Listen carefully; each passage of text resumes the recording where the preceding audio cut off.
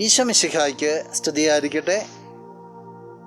എന്നെ കേൾക്കുന്ന പ്രിയ സഹോദര സഹോദരി, ഈശോയുടെ ധന്യനാമത്തിൽ നിനക്ക് നല്ലൊരു ദിവസമായി തീരട്ടെ എന്ന് പ്രാർത്ഥിക്കുക. ഈ ദിവസത്തിൻ്റെ സമസ്ത മേഖലകളിലേക്കും ഈ ഈശോ കടന്നു വരട്ടെ. വിശുദ്ധ യോഹന്നാൻ അറിയിച്ച സുവിശേഷം 6-ാം അധ്യായം 55-ാം തിരുവചനം: എന്തെന്നാൽ എൻ്റെ ശരീരം യഥാർത്ഥ ഭക്ഷണമാണ്, എൻ്റെ രക്തം യഥാർത്ഥ പാനീയവുമാണ്.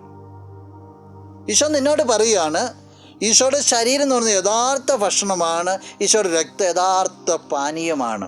ഈശോ നിൻ്റെ ജീവിതത്തിലേക്ക് അലിഞ്ഞു ചേരുവാൻ വേണ്ടി വരിക.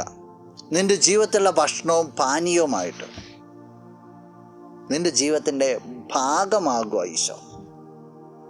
അത്രത്തോളം നിന്റെ കർത്താവ് സ്നേഹിക്കുന്നു, വിലമതിക്കുന്നു. ഈശോ ഇത്രത്തോളം ഭാഗമാകുവാനായിട്ട് ശ്രമിക്കുമ്പോൾ നീ എത്രത്തോളം ഈശോയിലേക്ക് ചേർന്ന് നിൽക്കണം.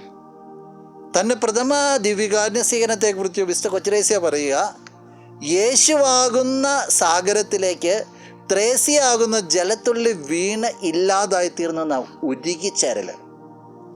ഈശോ ഭക്ഷണവും പാനീയവുമായിട്ട് വരുമ്പോൾ ഈശോയുമായിട്ട് ഉരുകിച്ചേർന്ന് നീ ഇല്ലാതായിത്തീരുക. പിന്നെ അവശേഷിക്കുന്ന ഈശോയാണ്.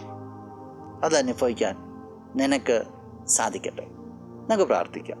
കണ്ണുകൾ അടച്ചൊന്ന് കരങ്ങൾ കൂപ്പാം. നല്ലവനായ കർത്താവേ, നിന്നെ സ്തുതിക്കുന്നു, ആരാധിക്കുന്നു, മഹത്വപ്പെടുത്തുന്നു. ഈശോയെ, ഭക്ഷണവും പാനീയവുമായിട്ടാണല്ലോ നീ ഞങ്ങളുടെ ഇടയിലേക്ക് വന്നത്. നിന്നെ ശരിക്കും ജീവിതത്തിൻ്റെ ഭാഗമാക്കി തീർക്കുവാനായിട്ട് എന്നെ കേൾക്കുന്ന ഈ വ്യക്തിയെ നീ അനുഗ്രഹിക്കണം. നിന്റെ നാമത്തിൽ ഈ ദിവസം അനുഗ്രഹമായി തീരട്ടെ. സകലവിധ തിന്മകളിൽ നിന്നും സംരക്ഷിക്കപ്പെടട്ടെ, ഇപ്പോഴും എപ്പോഴും എന്നേക്കും. ആമേൻ.